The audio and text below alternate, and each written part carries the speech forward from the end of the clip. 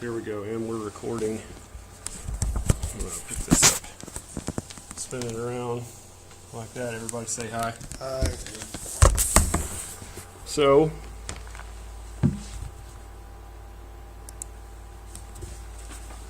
my name is Dusty Reiser, and I am a professional right-of-way agent.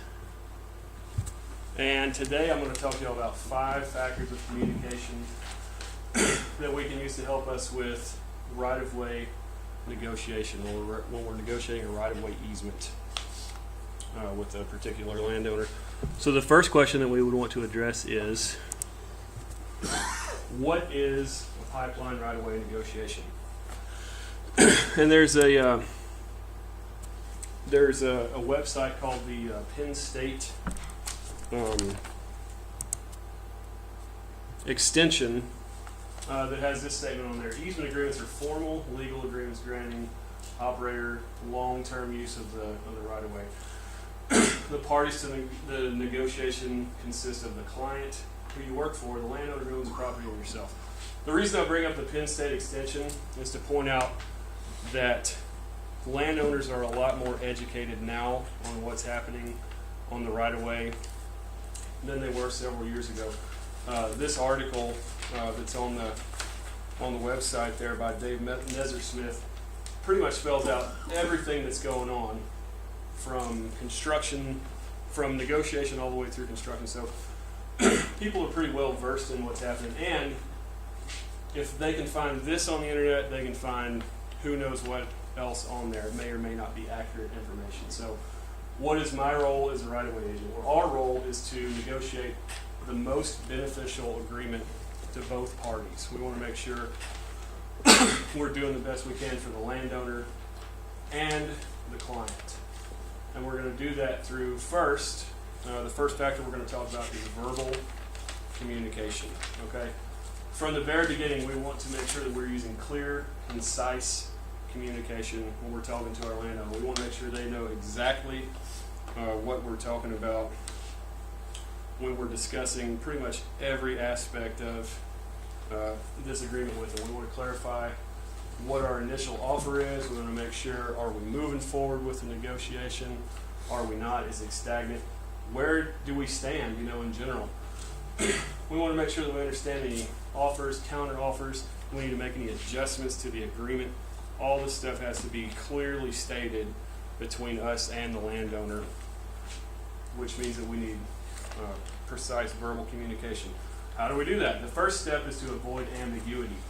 You don't want to say, I'll jump on all this, I'll get back to you whenever I can. That doesn't really nail anything down for the landowner. What you want to do is make sure they know exactly what you're saying. I'm going to take a look at all these issues that are in my notes. I'm going to get back to you as soon as I've addressed them. You should hear from me within a couple of days.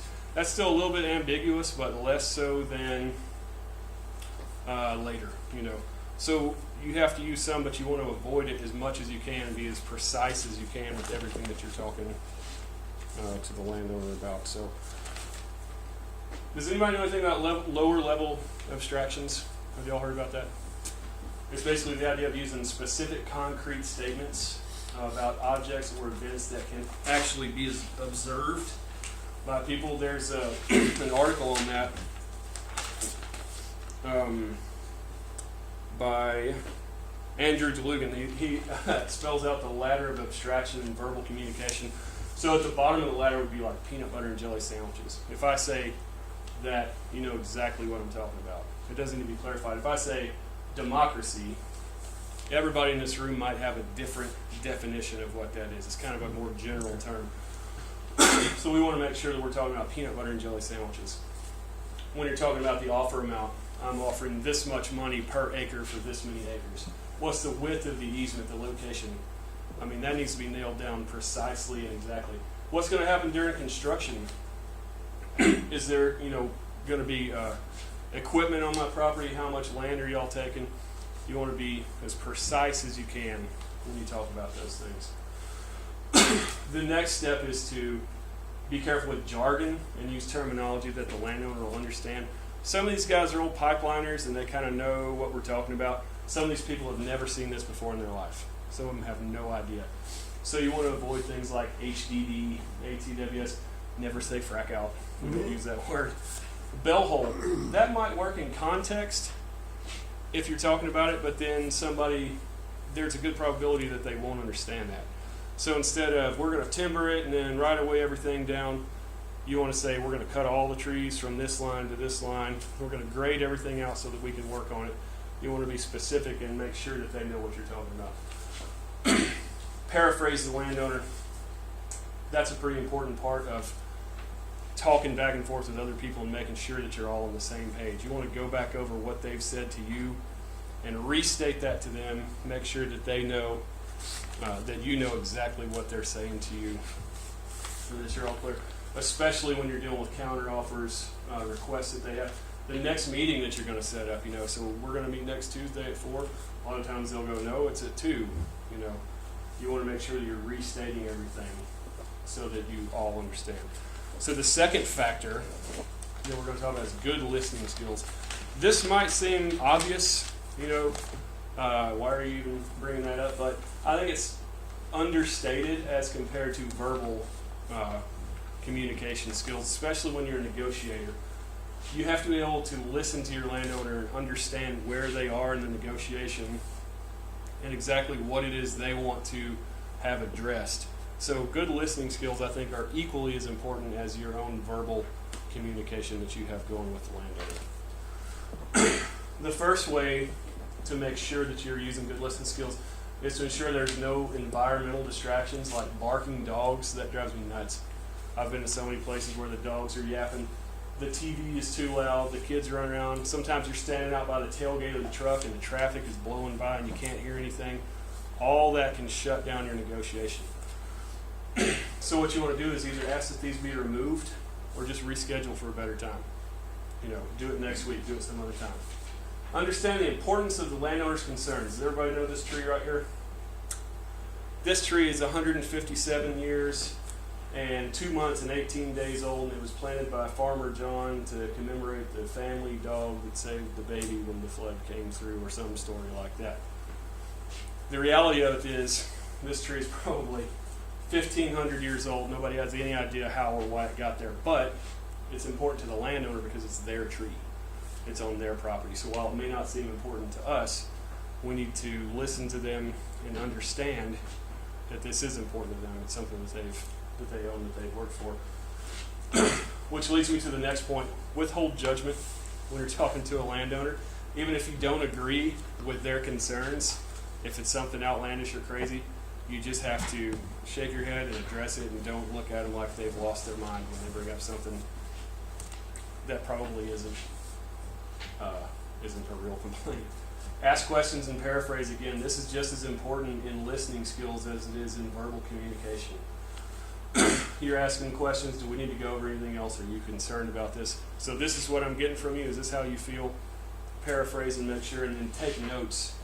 There's nothing more important in a right-of-way negotiation than making sure that you have notes. If they're handwritten notes, if you're typing them on your laptop, if you're using voice memos, there's nothing more important for you to keep up with than notes, okay? The third factor of communication we're going to discuss is establishing the mood of the conversation, all right, which is professional. You want to go in right off the bat and introduce yourself as a professional agent. Let them know you represent them as well as the client, and make sure that they view you as a professional right from the beginning. What does professional verbal communication look like? Be careful with slang. You can use it. There are some colloquialisms, that work for people, but you might not want to show up and say, hey, dude, kind of things that just don't seem professional. Vulgarity and profanity, stay away from it, really, even if the landowner uses it.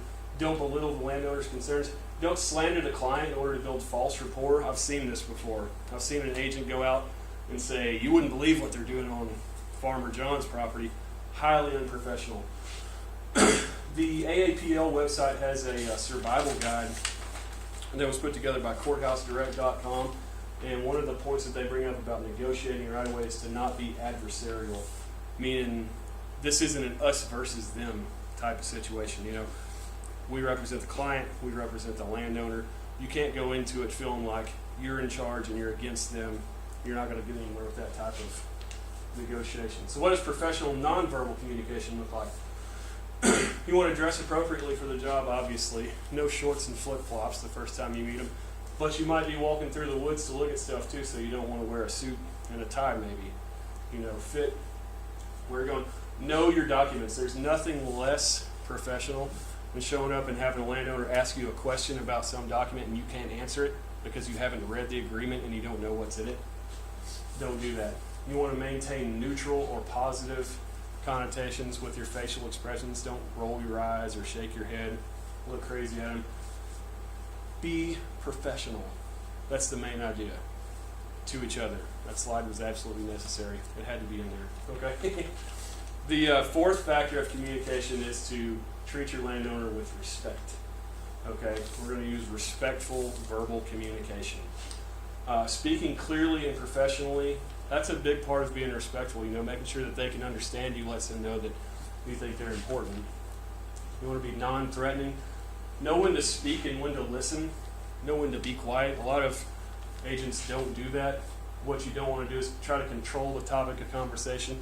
If they are uncomfortable and want to move off of the agreement and talk about the weather, let them do that. Never be condescending and never ever retaliate to offensive remarks made by the landowner.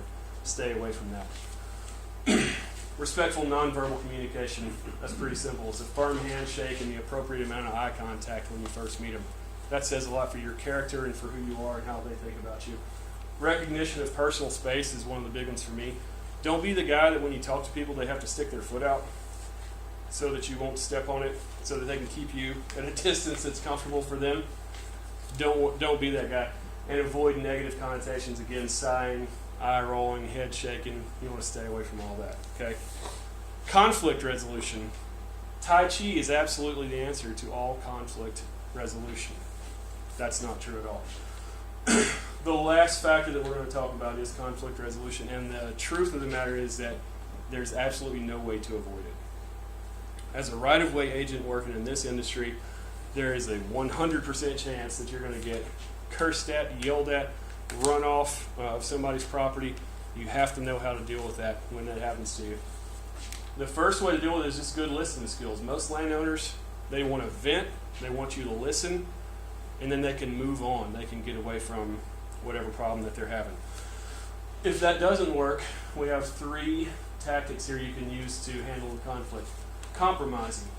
I tell you what, if you let me show you the agreement, then we'll get on the issues that you have and we'll take care of that and move forward. If you can't compromise with them, collaboration. You might have to bring in somebody else. Bring in a supervisor, bring in another agent who's more seasoned than yourself. Accommodation being the last tactic. Sometimes you have an owner that will not do anything until you take care of the issues that you have. You got to pay for my cow that ate the survey flag and died last year before I do anything else. You just have to take care of that. There's nothing else you can do to move forward. And the last step to handling conflict is to know when to walk away from the agreement. There's another article that I read on by Ryan Martin, 5 Ways to Deal with Angry People. He said that there are 2 situations in which you want to walk away from an agreement or from a conflict like this. One is obviously to be safe. If you're threatened physically in any way whatsoever, don't try to be a tough guy. Get out of there, get away. 2 is when you know that there's a high probability that nothing positive is going to come out of this conversation. Sometimes a landowner is just upset and they're mad and they're not going to do anything, they're not going to work with you, and you're not going to get anywhere. So when that happens, don't be afraid to just leave. You know, I'll come back later. You can set something up with them for a later time, whatever you need to do. Make sure that you know when to walk away from the situation. So to recap, we're going to use clear, concise verbal communication right from the beginning. Good listening skills, professionalism. We want to respect the landowner. We want to deal with conflict appropriately. You're never going to have 2 right-of-way negotiations that are exactly the same. We don't know what's going to happen from one to the next. They could all be different. But these 5 factors that we just talked about should help you to deal with pretty much any situation that comes up out there. Does anybody have any questions? Thank you all very much for coming out. I appreciate your time.